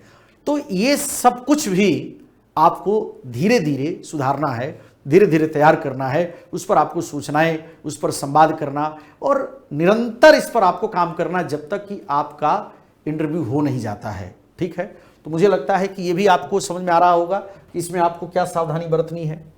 इसके बाद कुछ ब्रेन टीजर प्रकार के प्रश्न होते हैं जिनके लिए कुछ अलग तरह से सोचवाया जाता है आपसे। जैसे अब मान लीजिए एक छोटा सा देखा उसने कि आप बहुत प्रेशर में हैं, 2-4-5 क्वेश्चन ऐसा आया जिसमें आप बहुत सुलझे हुए स्थिति में नहीं हैं, तो उसने एक ऐसे क्वेश्चन उठा दिए, जैसे कह दिया कि जुड़वा, अब ये आदर्श और अनुपम हैं, मई में पैदा हुए थे लेकिन उनका जन्मदिन जून में है, ये कैसे संभव है। ठीक, मैं एग्जाम्पल के तौर पर है। अब आपको ऑल ऑफ सडन क्विकली विचार करके, क्योंकि इसकी कोई कॉपी नहीं है, कोई बुक नहीं है, ये केवल और केवल आपके व्यवस्थित सोचने के आधार पर थोड़ा सा अलर्ट होने से यह उत्तर निकल जाएगा। ये केवल और केवल आपके एक अवस्था के बाद की स्थितियां होती हैं, निश्चित तौर पर आप करेंगे। उसी तरह से मैंने एक प्रश्न आपके सामने रखा कि यदि आपके एक हाथ में 3 सेव 4 संतरे, दूसरे हाथ में 4 सेव 3 संतरे हों तो आपके पास क्या होगा। ये क्या है, ब्रेन टीजर है। तो ये भी आपके सामने ऐसे प्रश्न भी वो लोग बनाते हैं जिससे कि आप अपनी बात कह सकें। उसी तरह एक क्वेश्चन है, जेम्स बॉन्ड को बिना पैराशूट के एक हवाई जहाज से बाहर धकेल दिया गया, वो बच गया कैसे। अब आप सोचिए कैसे बच गया। अरे भाई इसलिए बच गया क्योंकि जो हवाई जहाज है इसमें ये तो कहा नहीं गया है कि हवाई जहाज उड़ रहा था या ऊपर था, हो सकता है खड़ा रहा होगा, किसी ने धक्का दिया, ये मतलब आपको ये एहसास कराया जाता है कि छोटी से छोटी बात, बड़ी से बड़ी बात किसी भी तरीके से आपके व्यक्तित्व को कैसे समझा जाए और आपको इस तरह की बात बतानी होती है। एक क्वेश्चन जैसे इसी तरह का है, एक आदमी 8 दिन बाद बिना सोए कैसे रह सकता है, 8 दिन बिना सोए। ठीक, अब आप सोच के देखिए इस प्रश्न में क्या उत्तर हो सकता है। मतलब ये हुआ कि इसीलिए मैंने नीचे सावधानी आपको लिख दिया कि इस सवाल का जवाब देने के लिए आपको लीक से हटकर सोचना होगा थोड़ा सा। मतलब किताबी कीड़े तो नहीं है, असल में उद्देश्य क्या है, बोर्ड के मेंबर का एक लाइन का आशय है कि क्या ये विद्यार्थी किताबी कीड़ा तो नहीं है, क्या किताबों में जो इसने रटा समझा क्या उतना तक ही बोलने की क्षमता तो नहीं है। अर्थात कोई समस्या सामने आती है, कोई नई बात आती है तो उसका जजमेंट हमको आज लेना पड़ेगा, क्योंकि आज हम इसको यस करेंगे तो आगे ये जो दायित्व पाएंगे ये निश्चित तौर पर उसके निर्वहन के दौरान अगर कुछ एडवर्स सिचुएशन आती है जहां पर जो भी उनको समझाया गया, बताया गया, उससे हट करके अगर कुछ करने की बात की गई तो क्या वो उस तरीके की सोच रखते हैं, क्या इस तरह की क्षमता उनके अंदर है। ये जब कोशिश आप करते हैं तो ये सारी चीजें आपको जाननी होती है। अब आप देखेंगे कि इंटरव्यू के नंबर बड़े ऐतिहासिक होते हैं और मैं आपको एक एग्जाम्पल के तौर पर दिखा दूं कैसे कैसे आपको इसको जानना होता है। अब आप देखिए, ये वो हैं जिन्होंने, जैसे 2020 है, आप जानते हैं 2020 का रिजल्ट आया 2021 में, शुभम कुमार आप जानते हैं उनका एंथ्रोपोलॉजी सब्जेक्ट था और ये नंबर है उनके सारे पेपर के। ठीक है, इसमें कोई संशय नहीं, ऐसे के नंबर हैं, ऑप्शनल के नंबर हैं ये। और यहां देखिए 176 नंबर उनको इंटरव्यू में मिला, 176। ठीक, टोटल कितना है 275, कितना मिला है 176। उसी तरह से आप देखिए जो प्रदीप सिंह हैं 2019 में जो फर्स्ट रैंकर थे पब्लिक एडमिनिस्ट्रेशन, और इनके बाद लास्ट में अगर आप आएंगे तो इनको 158 मिला। और आप देखिए कि 1054, यहां पर 1072। उसी तरह से आप देखिए कनिष्क कटारिया जो 2018 में फर्स्ट रैंक पर थे, जिनका ऑप्शनल मैथमेटिक्स था, और जीएस के पेपर में अनुपात में देखेंगे आप तो जो भी नंबर आपके सामने हैं, और इन्होंने 179 नंबर प्राप्त किया और 1121 पर सिलेक्शन हुआ। ठीक, इसी तरह से अगर आप देखें तो कहीं ना कहीं अब आप इसका अंदाजा लगाइए कि जो अगर हम लोग नंबर की बात करेंगे तो आपको 1750, ध्यान दीजिएगा 1750 टोटल नंबर कितना है, तो अगर आपको याद हो तो मेंस का नंबर कितना है 1750 और इंटरव्यू का नंबर 275।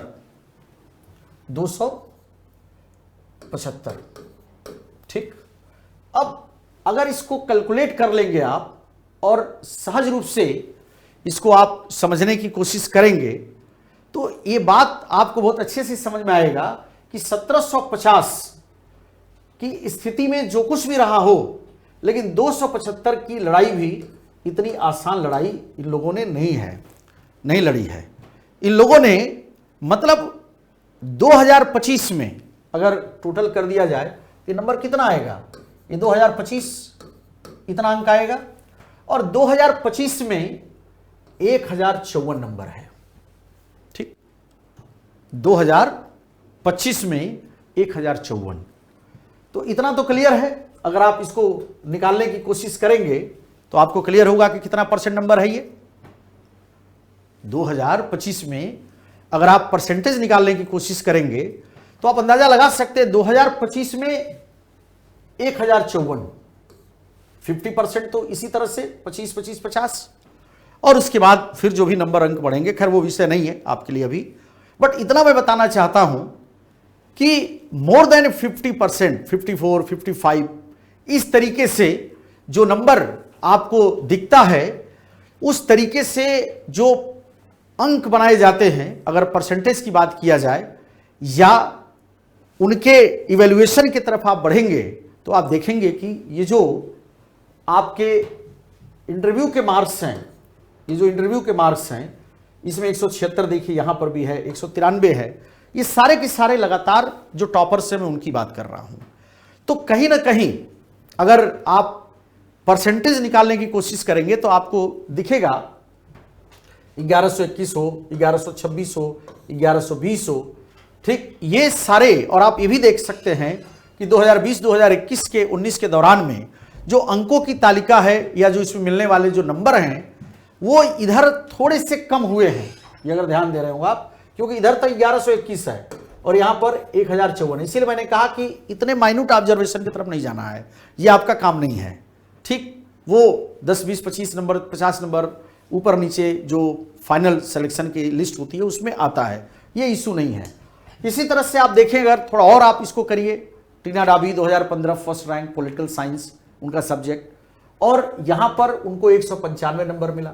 और ऐसा नहीं है, आप अगर ध्यान दें तो गौरव अग्रवाल 2013 में जो थे, अगर उनकी आप बात करते हैं तो वो 206 नंबर भी प्राप्त किए, 206 नंबर।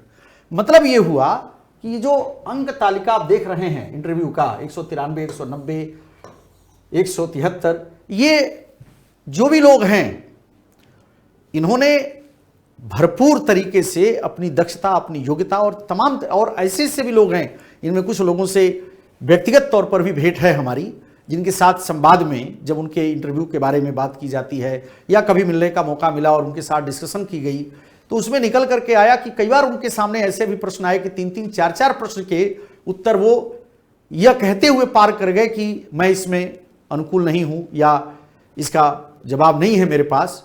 और इसके बाद भी वो अपने इस सहजता से जवाब न देने के बाद भी अगले प्रश्न जो उन्होंने जवाब के रूप में एक्सेप्ट किया और उसको रिप्लाई किया, तो उसके बाद भी उन लोगों ने अपनी स्थिति को यहाँ पर बेहतर किया।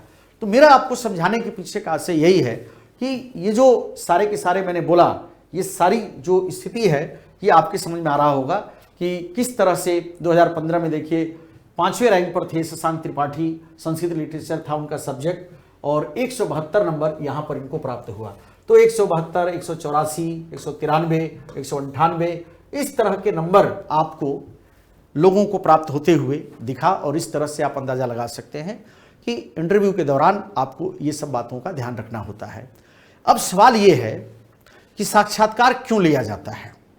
अभी हमने कहा कि आपके व्यक्तित्व का परीक्षण है, लेकिन व्यक्तित्व के परीक्षण तक आपका साक्षात्कार पूरा नहीं होगा।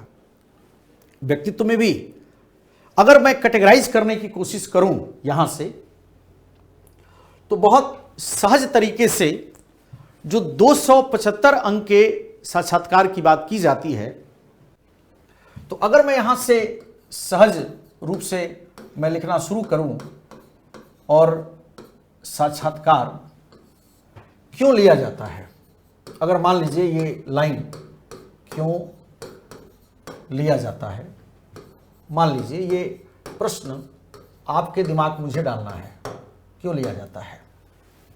मान लीजिए प्रश्न आपके मन में मुझे डालना है, साक्षात्कार क्यों लिया जाता है।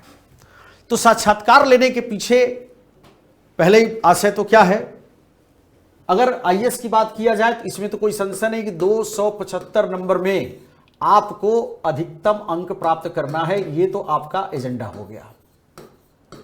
अधिकतम अंक प्राप्त करना है, ये आपका एजेंडा हो गया, इसमें तो कोई संशय नहीं रहा।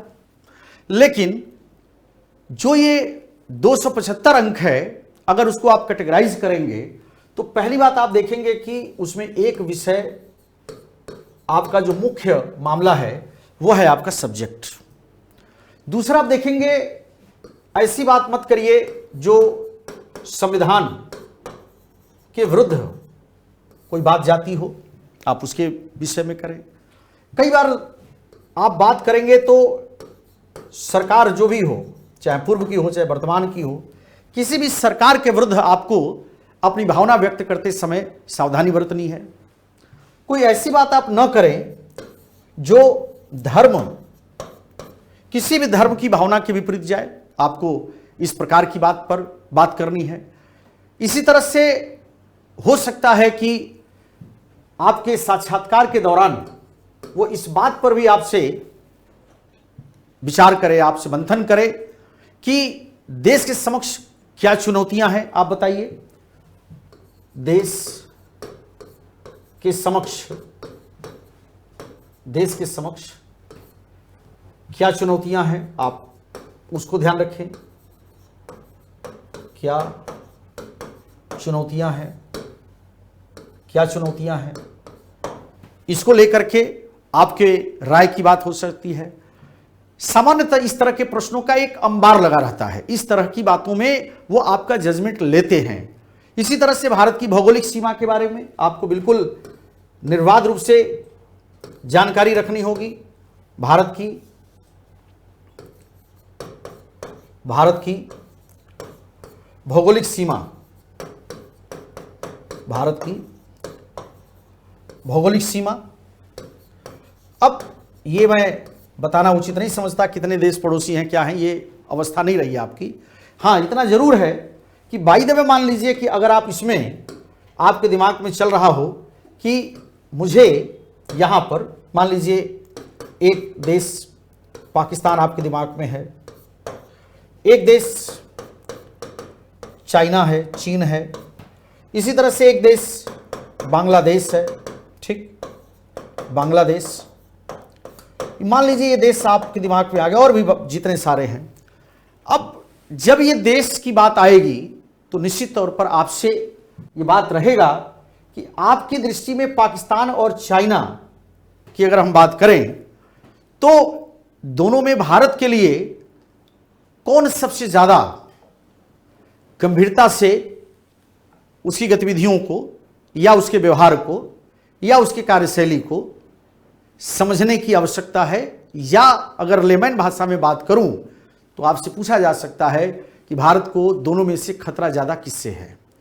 अब आप स्वाभाविक है, बड़ा इंटेलेक्चुअल सा आंसर होता है, चाइना से ज्यादा खतरा है। अब वो ऑब्जेक्टिवली आपसे पूछ सकते हैं कि कौन कौन से मुद्दे हैं जो उसके आधार पर आपको लगता है कि पाकिस्तान कम खतरे वाला देश है और चीन ज्यादा है, तो आपको वहां पर बहुत जस्टिफाइड होकर के एक एक बात को समझाने की कोशिश करना है। तो इसीलिए मेरा आपको समझाने के पीछे का आशय क्या है कि आपको विषय के बारे में एक अच्छी पकड़ रखनी होगी। अगर आप चाहते हैं 275 अंक में अधिक से अधिक अपनी हिस्सेदारी लेना, आपको ऐसी कोई बात नहीं बोलनी है जो संविधान विपरीत आचरण की बात करती हो, ऐसा कोई भावनात्मक बात नहीं करना है। इसी तरह से ऐसी कोई बात नहीं बोलना है जिससे लगे कि आप किसी सरकार के किसी कालखंड के बारे में आवेश में आकर के आपने कोई बात या सलाह आपसे मांगी गई, सुझाव आपसे मांगा गया, तो आपने ऐसी कोई बात नहीं कहनी है जो बात सीधे सीधे इनसे टकराने वाली हो, बिल्कुल नहीं। क्योंकि वो आपको चुनाव लड़ने के लिए किसी पार्टी का मेंबर नहीं बना रहे हैं, वो किसी भी पार्टी की सरकार हो उस दौरान में आप अपने रिटायरमेंट तक भारत की सेवा करेंगे, यह बात ध्यान में रखते हुए किसी भी सरकार की गतिविधि पर या किसी भी पॉलिसी पर या किसी विचार को जानना चाहते हैं। इसीलिए किसी सरकार के प्रति अति उत्साहित हो जाना या किसी सरकार के प्रति नकारात्मकता का भाव पैदा करना, इस तरह की बातों से आपको बहुत बचने की आवश्यकता है। इसी तरह से धर्म को लेकर के कई बार आपको कहा जाएगा कौन सा धर्म श्रेष्ठ मानते हैं, किस धर्म के प्रति आपकी आस्था ज्यादा है, आप किस धर्म के तुलनात्मक स्थिति में देखते हैं कि कहां पर यथार्थ ज्यादा है, कहां पर, ये तमाम तरह की बातें आपको घुमाने के लिए आपके अंदर के उस विशेष प्रकार के लगाव को जानने और समझने की कोशिश में, जिससे कि आप, भारत जैसा देश एक धार्मिक देश है जहां पर बड़ी आबादी धर्म की आस्था को बहुत दिल से मान करके जीती है, वहां पर एक ब्यूरोक्रेट धर्म के मसले पर अपनी बात कहता है तो उसके अंदर कितनी संवेदनशीलता है, कितना वो अपनी बात को कहते समय गंभीरता का पालन करता है, उसको कितनी सहजता से अपनी बात कहता है, इस बात को समझना भी इस दौरान इन प्रश्नों के माध्यम से बोर्ड की एक आवश्यकता होती है। अभी मान लीजिए एक मैं सीधी सी बात करूं, अगर जैसे ये पॉइंट और भी बहुत सारे हैं, आपको हो सकता है कि मैं आग्रह करूंगा करंट अफेयर्स पर कि कोई एक आपका वीडियो आए और उसमें आपको इंटरव्यू के पहले जितने भी करंट अफेयर्स के मामले हैं वो आपको दें, जिससे कि आप उस पर भी एक अच्छी राय बना सकें। अब मान लीजिए जैसे अभी एक बात मैं इसमें जोड़ दूं आपको, तो एक 7वां पॉइंट आप बना सकते हैं इसमें, और ध्यान देना है कोई इसी के इर्द गिर्द नहीं घूमना है, ये तो केवल आपका एक पैटर्न है जिस पैटर्न के इर्द गिर्द यूपीएससी को मैंने 20-22 साल से देखा है काम करते हुए। अब जैसे मान लीजिए अभी वर्तमान में एक इशू चल रहा है रूस और यूक्रेन के बीच विवाद, ठीक। अब रूस एवं यूक्रेन के बीच विवाद। अब इस विवाद के कई पक्ष हैं, लेकिन एक पक्ष बहुत ज्यादा पूछा जाने वाला है, भारत पर इसका प्रभाव। तो अब जैसे आप इसको समझाने की कोशिश करेंगे तो निश्चित तौर पर कोई भी व्यक्ति इस बात को जानना चाहेगा कि भारत पर इसका क्या प्रभाव है, भारत पर इसका क्या प्रभाव पड़ेगा। ये आपसे पूछा जाने वाला सहज प्रकार का प्रश्न है। और पक्ष क्या है? हो सकता है इसमें अमेरिका के बारे में बात हो जाए, हो सकता है एशिया के राजनीतिक परिदृश्य में बदलाव क्या होगा वो आपसे पूछा जा सकता है, हो सकता है नाटो के संदर्भ को लेकर के प्रश्न हो सकता है। मैं ये नहीं कह रहा हूं कि कोई एक दायरा है इसका, इसके बहुत सारे पक्ष हो सकते हैं, लेकिन एक बात तो कन्फर्म है कि जो भी व्यक्ति भारत और रूस और यूक्रेन के बीच के वर्तमान के संघर्ष पर प्रश्न करेगा तो ऐसा हो नहीं सकता कि वो भारत के मसले को इग्नोर करे। इसलिए सभी पक्षों को जानने के साथ साथ भारत को ध्यान में रख करके, भारत को केंद्र में रख करके आपको इन बातों को समझने की कोशिश है। मैं बड़ा एक फनी सी बात करूं, यहां तक आपसे प्रश्न होता है कि आप किस दल को वोट देना पसंद करेंगे। अगर आपके सामने चुनाव में दो दल खड़े हो जाएं, दो दल चुनाव लड़ रहे हों और ABCD कोई नाम दे दिया जाए आपको और कहा जाए कि आपके पास 3 ऑप्शन हैं इस समय और इसमें बताइए आप किसको वोट देना पसंद करेंगे, और वो व्यक्तिगत राय होगी। कई बार वो कह देते हैं कि इससे आपके नंबर के निर्धारण पर कोई असर नहीं पड़ेगा, हम आपसे सहज रूप से जानना चाहते हैं। गलती से ऐसे मुगालते में मत रहिएगा कि अगर उन्होंने कह दिया तो वो आपको भरोसा दे चुके हैं कि जो नंबर देंगे वो कटेगा नहीं। हाँ, आपको दल का चुनाव करने की स्वतंत्रता है, लेकिन दल का चुनाव करने के लिए जब वो कहते हैं, वोट देने के लिए कहते हैं और वो पूछते हैं कि आखिर क्या ऐसा खास आपको लगता है, ऐसे वो इस तरह के प्रश्नों से वो बचते हैं।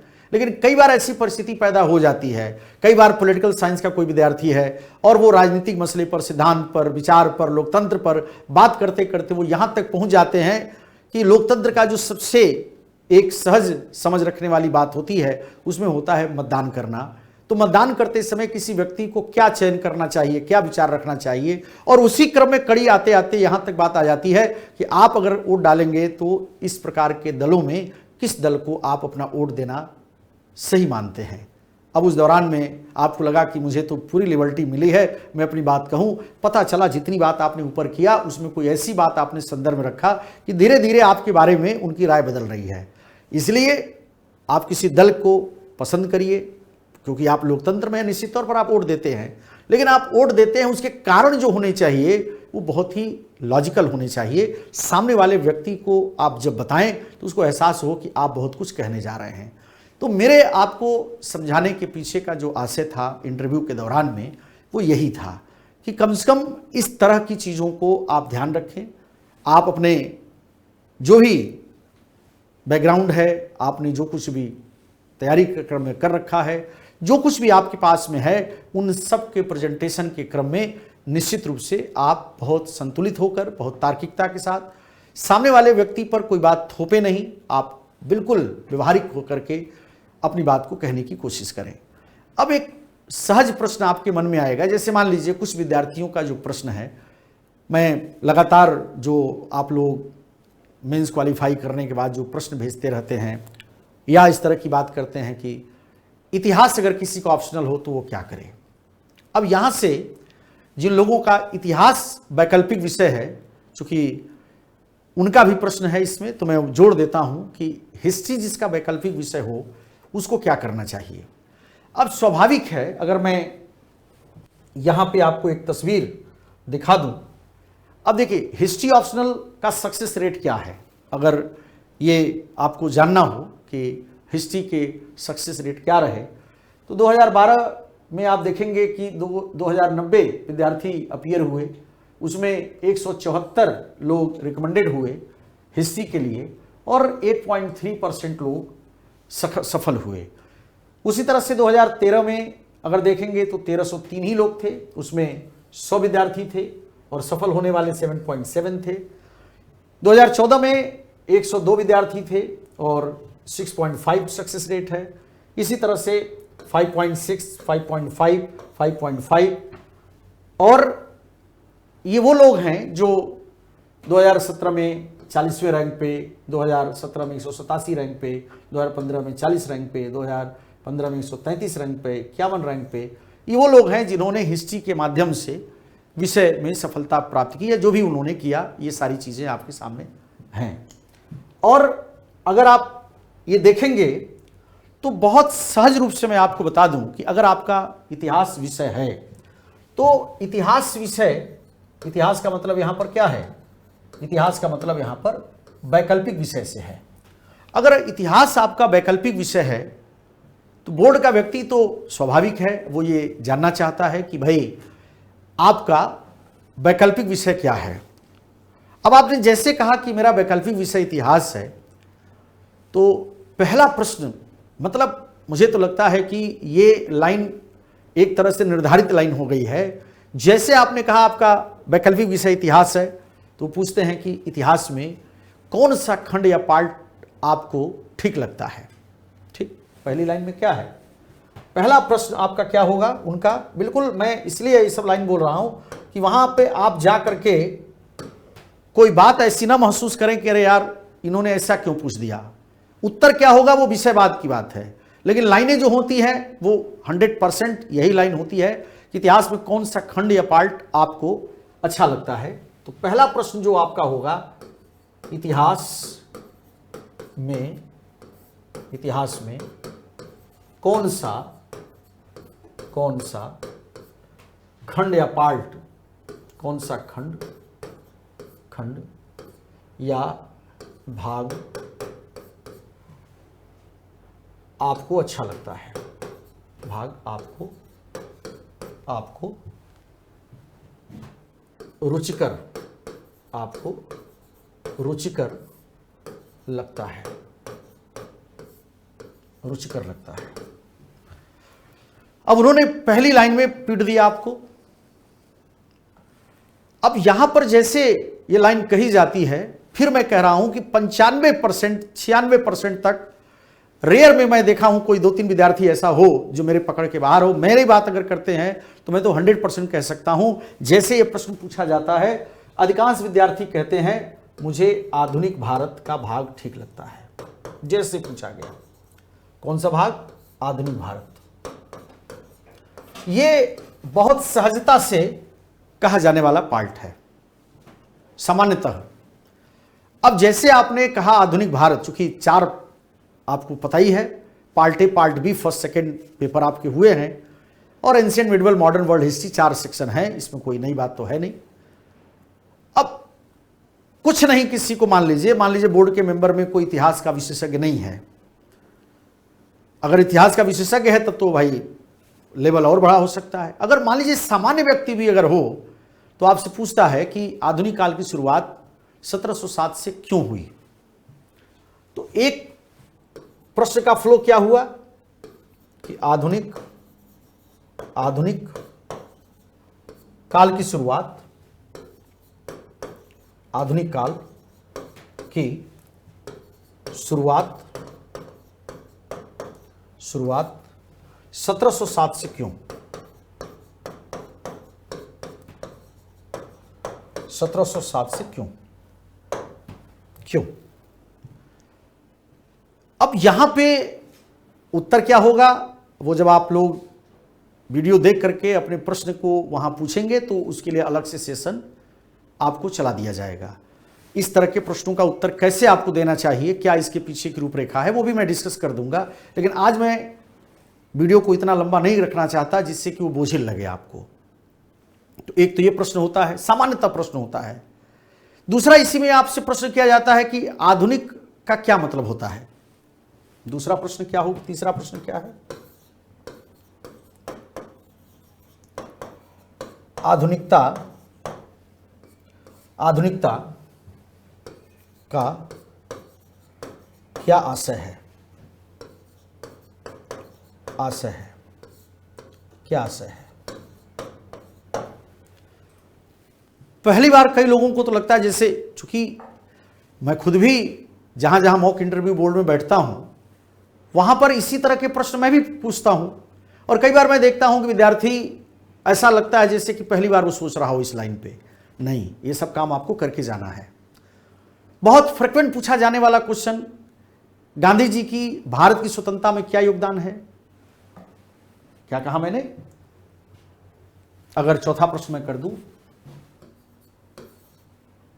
भारत की स्वतंत्रता में, भारत की स्वतंत्रता में,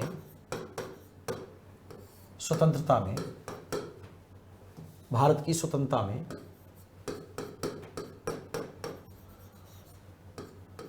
गांधी जी का क्या योगदान मानते हैं? क्या योगदान मानते हैं? मतलब आप क्या मानते हैं, ये प्रश्न का आशय है। अब कई बार वो यहां तक प्रश्न कर लेते हैं कि वर्तमान समय में गांधी जी कितने प्रासंगिक हैं?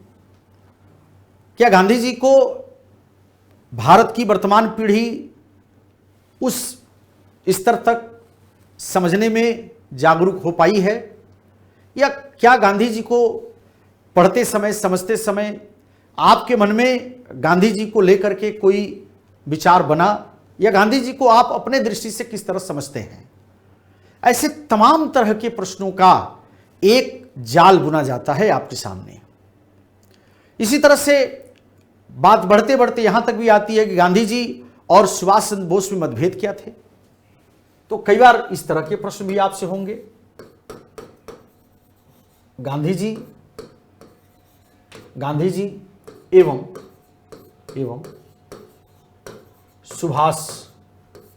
सुभाष चंद्र बोस में, सुभाष चंद्र बोस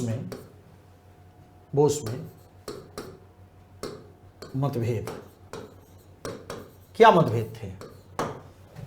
तो आप मतभेद बताइए, सुभाष चंद्र बोस में क्या मतभेद है? उसी तरह से आप देखेंगे, अगला अगर प्रश्न के रूप में देखा जाए तो कहीं ना कहीं इस तरह के भी प्रश्न होते हैं कि नेहरू भारत की आधुनिकता को किस तरह स्थापित करने में सफल रहे। तो अगर आपसे प्रश्न किया जाए,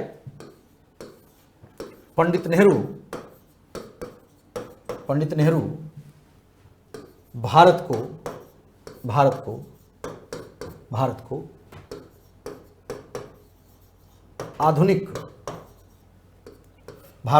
आधुनिक बनाने के लिए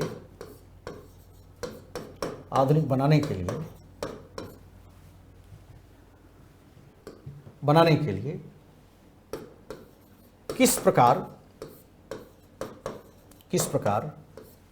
का विचार रखते थे?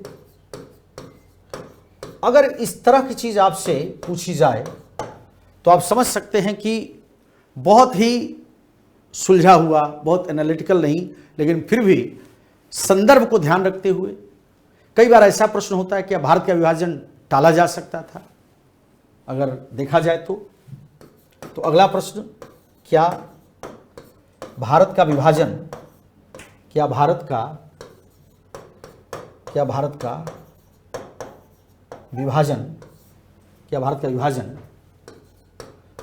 टाला जा सकता था? ठीक,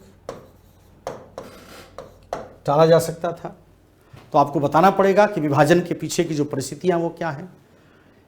कई बार ऐसा भी प्रश्न होगा कि राजा राम मोहन राय और कबीरदास में क्या समानता देखते हैं आप? राजा राम मोहन राय और कबीरदास में आप क्या समानता देखते हैं?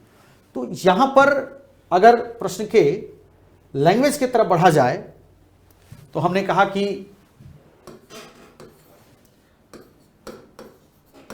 राजा राम मोहन राय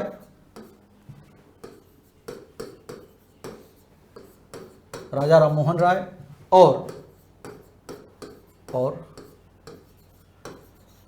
कबीरदास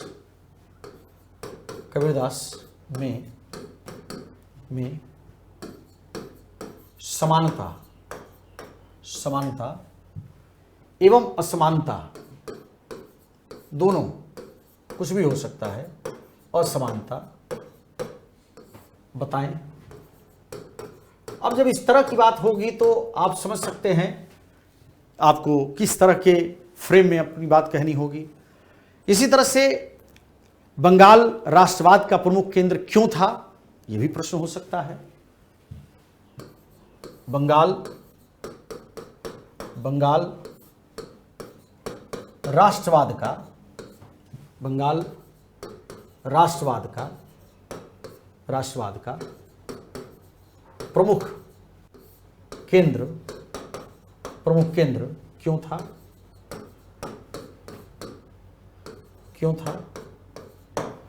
क्योंकि आप जानते हैं पूरे इतिहास में बंगाल को लेकर के, बंगाल विभाजन, फिर उसका विरोध, बहुत सारी चीजें हैं। इतिहास के पक्ष पे नहीं जाना है आज, बट ये बात भी आपके दिमाग में होना चाहिए। इसी तरह से आप देखेंगे कि एक बड़ा अच्छा सा प्रश्न बार बार पूछते हैं लोग कि भारत का भी पुनर्जागरण हुआ और यूरोप का भी पुनर्जागरण हुआ, तो भारत के पुनर्जागरण का वो रिजल्ट नहीं मिला जो यूरोप के पुनर्जागरण का यूरोप के लोगों को मिला। तो आपसे पूछा जा सकता है कि भारत का पुनर्जागरण यूरोप के पुनर्जागरण से किन अर्थों में आपको भिन्न दिखाई देता है, यह भी एक प्रश्न हो सकता है। अगला अगर आप देखें तो भारत का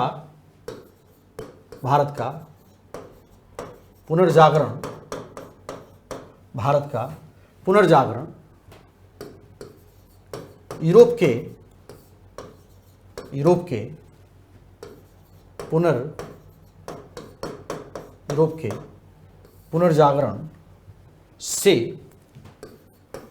के पुनर्जागरण से किन अर्थों में भिन्न था, ऐसा भी अगर प्रश्न हो तो आपको तैयार रहना पड़ेगा। इस तरह की शब्दावली भी प्रश्न के लिए होती है। कई बार आप देखेंगे कि तिलक और गांधी के विचारों में समानता बताइए। ठीक, क्या कहा मैंने? तिलक और गांधी के विचारों में समानता बताइए। तिलक अगर बात किया जाए, तिलक एवं गांधी जी के विचारों में समानता क्या है? समानता, ऐसा भी प्रश्न हो सकता है। यह भी एक प्रश्न का आजकल मैं देख रहा हूं कि पूछे जाने की प्रवृत्ति बढ़ी है कि 1947 से जो आज़ादी मिली, क्या उसे आज की नौजवान पीढ़ी उसी अर्थ में समझ पा रही है? क्या 1947 तक जो लोग देश की आज़ादी के लिए अपनी कुर्बानी दिए, चाहे भगत सिंह हो, चाहे जितने सारे लोग हों, क्या उन लोगों ने जिस प्रेरणा से, जिस भावना से, जिस तरीके के विचार को लेकर के अपने प्राणों की आहुति तक देश को ले दिया, क्या इतिहास में विद्यार्थी जब पढ़ता है, समझता है, तो क्या उस भावना के आसपास उसके विचार कहीं पहुंच पाते हैं कि वो स्वयं को इतिहास से किस तरह से प्रभावित करता है या किस तरह से उसको, मतलब इस तरह के भी अवस्थाएं प्रश्नों के माध्यम से दिखाई देती हैं। तो मैं लिख देता हूं, अगर अगला प्रश्न अगर देखेंगे आप तो सीधे सीधे शब्दों में, कोई बहुत उलट पलट नहीं करना है, सहज भाषा में कि 1947 में जो आज़ादी मिली, 1947 में जो आज़ादी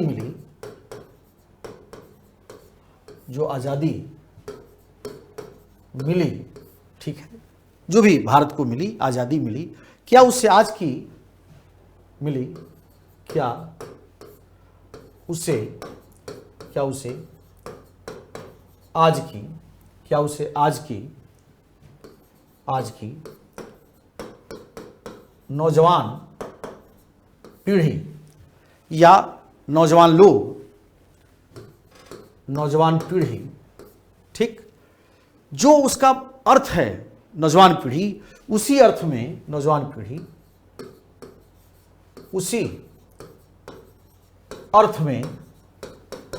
उसी अर्थ में समझ पा रही है? समझ पा रही है?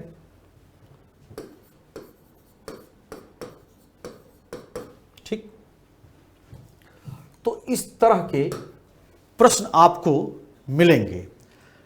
कई बार आप देखेंगे कि वो लोग थोड़ा लिख से हटके भी बात करते हैं। आप कहेंगे आपको आधुनिक काल पसंद है, वो कहेंगे से चलो ठीक है आधुनिक काल, आपने तो मध्यकाल और प्राचीन काल को भी पढ़ा है, तो आप बताइए अकबर और अशोक में आप किसे महान मानते हैं? मतलब ये तो घुमा घुमा करके विगत 2 दशक से तो कम लगातार मैं सुन ही रहा हूँ कानों से, जो भी गया इतिहास का व्यक्ति है, तो अशोक और अकबर में किसे महान मानते हैं? तो कई बार इस तरह के भी प्रश्न होंगे जो आधुनिक काल के नहीं हैं, लेकिन फिर भी वो इससे हट करके भी आपसे प्रश्न करेंगे कि अशोक और अकबर में कौन महान? अशोक और अकबर, अशोक और अकबर में आप किसे अधिक महान मानते हैं? अशोक और अकबर में आप किसे अधिक महान मानते हैं? अधिक महान मानते हैं, किसे अधिक महान मानते हैं। अब यहां पर आप समझ पा रहे होंगे कि ऐसा हो सकता है जब आप अकबर का पक्ष लेंगे तो आपसे अशोक को जबरदस्ती बात की जाएगी, आप अगर अशोक का नाम लेंगे तो फिर अकबर की बात की जाएगी।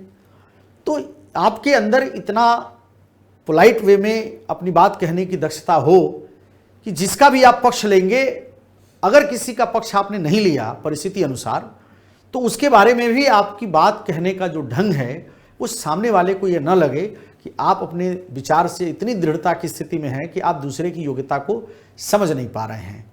कई बार एकदम फ्लैट प्रकार का प्रश्न होता है कि मध्यकालीन भारत की सबसे प्रमुख विशेषता क्या थी? अगर देखेंगे आप, चूंकि यह भी प्रश्न आपके आधुनिक के बाहर का है, तो कई बार इस तरह का भी प्रश्न होगा कि मध्यकालीन भारत की सबसे प्रमुख विशेषता क्या है? मध्यकालीन भारत की मध्यकालीन भारत की प्रमुख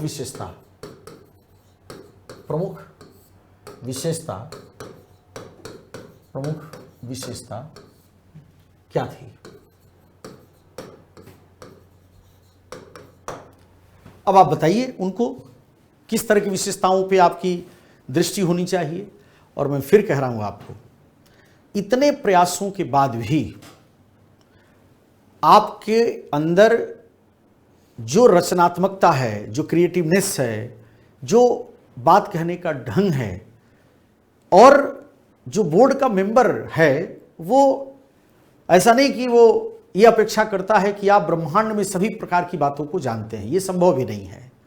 लेकिन जो चीज़ आप जानते हैं, जो चीज़ आपसे पूछी जा रही है, उसको कहने में आप कितने सक्षम हैं, आप ध्यान दीजिए। अभी मैंने आपको कहा, अगर ये लाइन ध्यान हो आपको, तो अभी मैंने एक जो लिस्ट यहाँ पर निकाला, सपोज मान लीजिए जैसे यहाँ पे लिखा है, ये नंबर आपको ध्यान हो अगर, तो अभी यहाँ पे अगर आप ध्यान दें तो मैंने जैसे कनिष्क कटारिया है 1121 नंबर। अब कनिष्क कटारिया के 1121 नंबर का मतलब कितना हुआ? अगर आप 2025 में उसको कैलकुलेट करेंगे तो 55% से कुछ ज्यादा आपको अंक मिलेगा। ध्यान दीजिएगा इस बात को, ठीक? कितना होगा? अगर एग्जैक्टली मैं निकाल दूं आपको तो 55% तो हो ही गया, और थोड़ा और कैलकुलेट करेंगे तो 0.36% के आसपास ये नंबर आएगा। आप सोच करके देखिए। और ये जो कोशिश आप यहां पर देख पा रहे हैं 179 नंबर, ठीक है? कोई भी आप उठा लीजिए, जैसे आप यहां पर 1054 नंबर को निकालिए, 1176 नंबर इसमें मिला हुआ है। कोई भी आप अगर नंबर देखेंगे तो कभी 55%, ठीक, कोई 2%, आधा %, 4 नंबर, 5 नंबर, इसी के इर्द गिर्द आपके नंबर घूमने वाले हैं। और अगर उसको आप ईमानदारी से इंटरव्यू के लिए जो कुछ भी आपकी कोशिश है, अगर संतुलित होकर के अपनी बात कह दिया आपने, और मैंने फिर कहा पहली लाइन जहां से मैंने शुरू किया था कि इंटरव्यू आपके व्यक्तित्व का परीक्षण है। वो बार बार इस बात की कोशिश करते हैं कि इस पर्सनालिटी में, जिसको भारत सरकार का दायित्व भविष्य में मिलने वाला है, क्या इसके अंदर वो कुछ विशेषताएं हैं जो भारत जैसे विविधता वाले देश में उस दायित्व के निर्वहन करने में यह पूरी कुशलता से अपने कार्य का संपादन कर पाएगा। और जब भी आप समाज को देखिए, समाज के अंतर्गत जो भावनाएं हैं, अगर उसको ठीक से आप समझने में और अपनी बात को कहने में और संवेदनशीलता के साथ पूरी तार्किकता से और अनावश्यक आदर्श की कल्पना न करते हुए अगर ठीक से अपनी बात आप कह देते हैं, तो यकीन मानिए कि आप भी इन्हीं टॉपर्स की सूची में कहीं न कहीं आ सकते हैं। ये कोई दूसरे ग्रह से आए हुए लोग नहीं थे। इन लोगों ने जो बातें अभी कही गई, जो विशेषताएं आपको बताई गई, उन विशेषताओं को या तो किसी ने दिया या उन्होंने सुधारा, या कोई परिस्थिति ऐसी आई जहां पर उनको ये अनुभव हुआ और मिला जुला करके उन्होंने अपने आप को तैयार किया, और इसी जो लिस्ट और इसी प्रक्रिया में उन लोगों ने अपनी सफलता को सुनिश्चित किया था। इसी तरह से आप भी अपने भविष्य को उज्जवल बना सकते हैं। इसी तमाम तरह की आशाओं और अपेक्षाओं के साथ आपके उज्जवल भविष्य की कामना करते हुए आज के इस सेशन को यहीं पर समाप्त करता हूं। आप सभी लोगों को उत्कर्ष परिवार की तरफ से बहुत बहुत धन्यवाद।